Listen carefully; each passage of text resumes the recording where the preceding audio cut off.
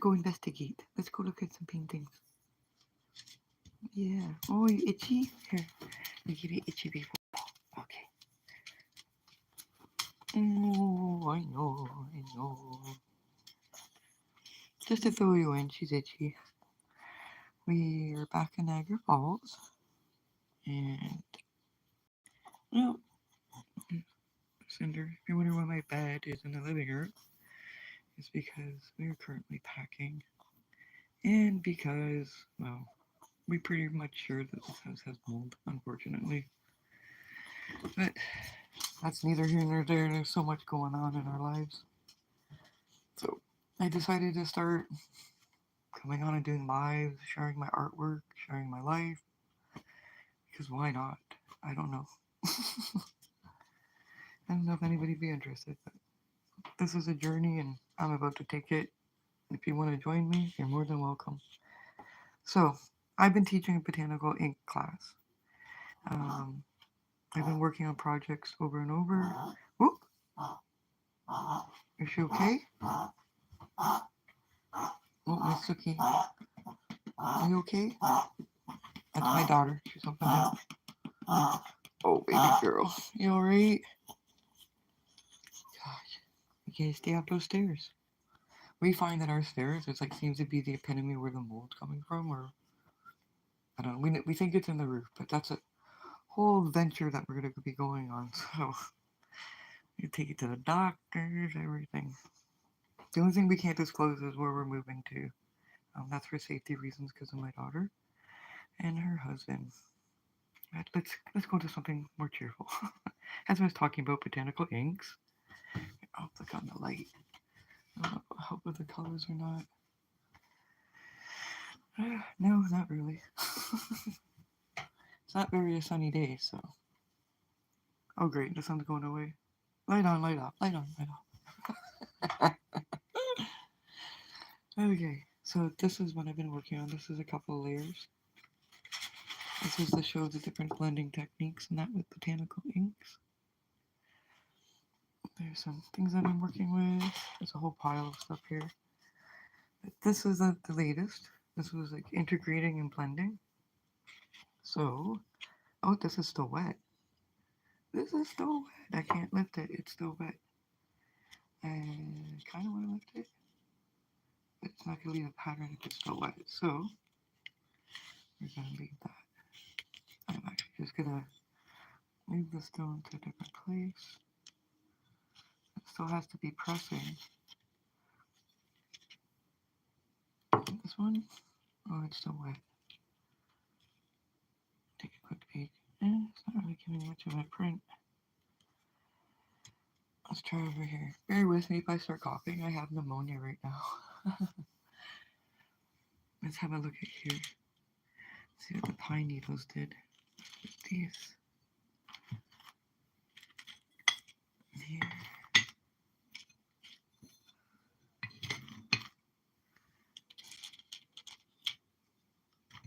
And this one is definitely dry. That's good. I don't know if this left a pattern. This was an experiment. I put the blueberry on top of the rose.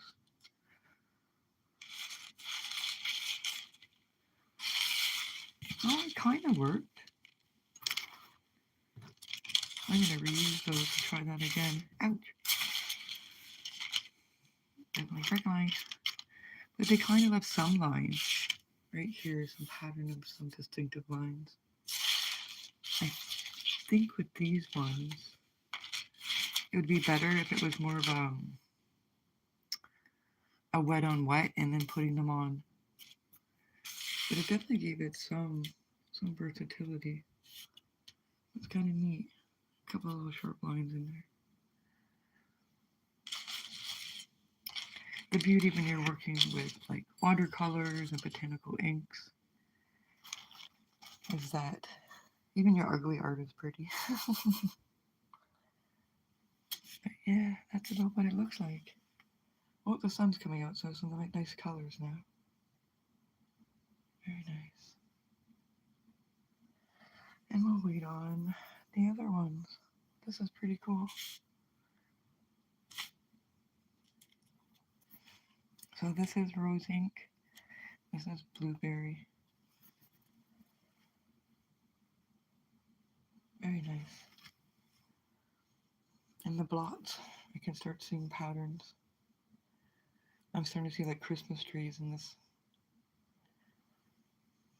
This one here, oh, it's still gonna dry. Let's see, can I show you a few others here? Should we do the leaves? I like keeping, when I make the inks, I like keeping the filters, the coffee filters, because of the different colors. The blueberry one is by far my favorite. It is just such a cool color. I think I'm gonna make like paper flowers out of them or something. I don't know yet. It just seems like such a waste to throw them away though. So then here's some other things here of showing different things for the class. And different techniques with blending and making textures. The roses here, this is neat because this is raspberry ink and this is onion ink, which I think is pretty cool. The blueberry hearts with alum. It's kind of neat because they kind of got like a red pattern to them. And what I'm really enjoying about the blueberries, it seems to be holding its color. It's steadfast. This one here was just an experiment. Ignore this one. This was from the summertime. So the greens actually lasted quite well. That was from a chai plant. That's a mix and match. These are all different ones from the sunflower. Because I got purple from the sunflower. Which is so cool. Some of them are fading, I see. Here, this one here is chicory and blue flower. So this is chicory, the wildflower, and this is the blue flower. So just water, lemon juice, baking soda, and this one is water and baking soda. And as you can see, there's still some flowers, actually plant material stuck to it. They're like really blue in nature, but they turn like a really dark pink. I thought for sure I was going to get better color from them. I was surprised with the chicory, which is the little blue flowers. They really gave a lot. Oh, just give me a second. I'm sweating here. I promised myself I was going to continue to do this. Even though I'm sick, I promised myself I was going to continue. So this is blueberry.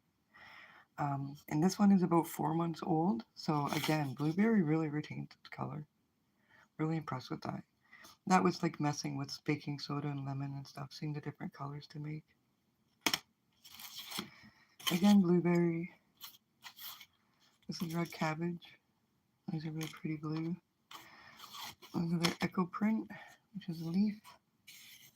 This paper was terrible. I honestly admit it was terrible. I don't know if you can see it, but it pulled away in the middle. And we get some more of these mandalas. That one kind of retained its color, which is cool. This one here, isn't that cool how that green stayed? And that was just me just rubbing on the paper. And then again the other side. They almost look like planets. Kind of cool, the mandalas. And that was sunflower pollen. And I left the plant material in it. I got this really cool purple from the sunflower, from the center of the sunflowers. And I've been maintaining the ink color too. So this was just like a crazy, ugly painting because I always strive with my classes. I'm sorry if you hear screaming in the background. I live in a kind of volatile neighborhood. Not for long, we're moving. But anyways, this mandala, like it's called ugly art.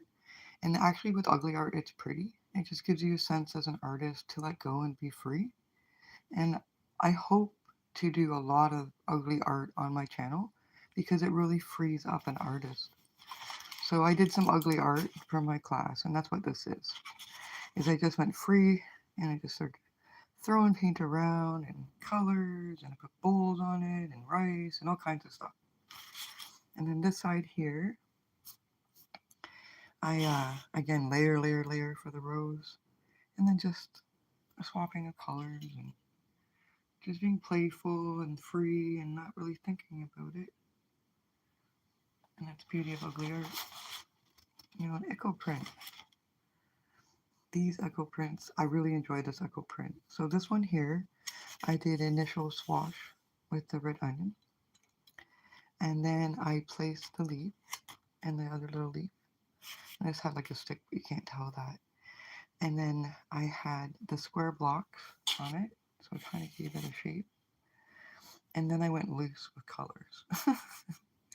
And I just had a whole bunch of fun with it. And I really liked how that one turned out. So that one will probably end up in a calendar. This one here was a lot of fun. This one was abstract landscape with botanical inks. And I was just showing that you can do these things, and then when you pull back, you can start seeing landscapes, rigidity mountains, you know, maybe a dense forest. And this was just simple, again, just moving quickly and just trusting the art process. You can come back in afterwards and do finer details. But as you can see, there was just, a lot of play, and that's what you do with abstract landscape. Oh, goodness here. I'll make it through, I promise. Once we get through these, I'll call it for today. But I'm going to try to make it on at least every other day now on my channel. That's my goal for 2025, is to start being really present on the channel. This is rose. This was from a red rose. And these are all the colors from the red rose. Again, I was working on blending and showing my class all the different blending techniques. Even if you come in and do it first, you can let it dry, come back, do your details.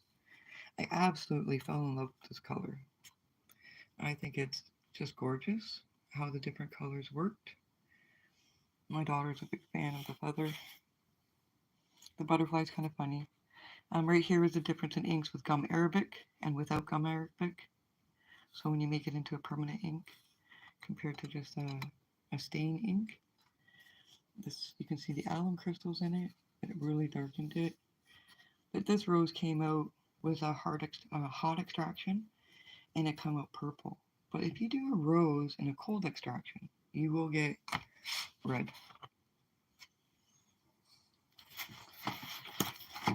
Something new. As you can see, things that got placed on it, but this was just, again, just imaginary, playing with colors. This is red cabbage and onion. And this was just, placing it on top, seeing how the colors blended, showing the class how to blend colors and get different hues, how you can use the inks. See these awesome hues when you're mixing and blending. Same here. It's like a brownie gold, and a purple gold. And this is really helpful because in watercolor, this is attainable. But with botanical inks, a lot of people just use one or two colors. And then when they blend, it can get mixed into a really crazy color. So by experimenting, I learned how to get these colors to kind of be steadfast and to get these interesting color palettes, these different hues. That's why I like to share, give artists, tools to expand. Some more colors, greens, reds. Here's some rose petals. Different things here. Red cabbage and blueberry. This one here, they're kind of sticky. I have a little trick that I use that for that. If you use honey for your binder. Some of the plant material. A lot of this is just color play. Intermixing colors and getting used to an ink. And just having a lot of fun. Another one there. Playing with inks. And again here. Staining half. And over here. Just exploring color. Seeing what it does. What colors it made. This was just an attempt to take the stain and put it completely on the sheet and see what happened. See how it pooled up. because about dyeing like sheets of paper, right? And this is where I was showing the class, or I haven't showed the class yet, about using certain um, a mordant when it comes to dyeing a whole sheet of paper. You actually need a mordant, like if you were dyeing a piece of fabric, um, so that way this doesn't happen. Because when you use a mordant, then it would submerge in the entire paper. And this is a blank piece of paper, one that's going to be used for the final class next week. And over here is just stuff from previous classes. All kinds of things, fabrics, prints, different printing and fabrics. And something in there for everything. I got some dried flowers in here. That's why they're here, because I'm going to use them for botanical printing. This is my next idea to do with the botanicals inks. So I'm going to hold things down. I did this with watercolors. Um, this was actually pine branches. I'll put the pine branch on and we'll see how that ends up. So I will continue on with the botanical ink adventure. I wish to say thank you for everyone who's supporting my daughter and I. I know that it seemed like things were going to be going in a certain way in the summer, and we were outside in nature, and we're talking about farming and growing, and then boom, back here in Niagara Falls. But that's okay, because I'm proud of my daughter. My daughter left a very abusive man, and as I helped my daughter out of it. And we're going to help her get back on her feet. So right now, the reason why we're moving is for safety issues. We're going to make sure that we're safe. Unfortunately, I cannot share where we're going to move. Everything has to be done under a safety plan. So you just have to be careful with certain things that I do to keep my daughter and I safe for the time being, at least until we know until the court cases are finalized, etc., etc. So I will keep you all up to date. Thank you so much for joining me. And if there's anybody on here that shouldn't be on here, and you know who I'm talking about, well, there's a special place in HELL for you, sir. Lots of love to everybody else. Take care.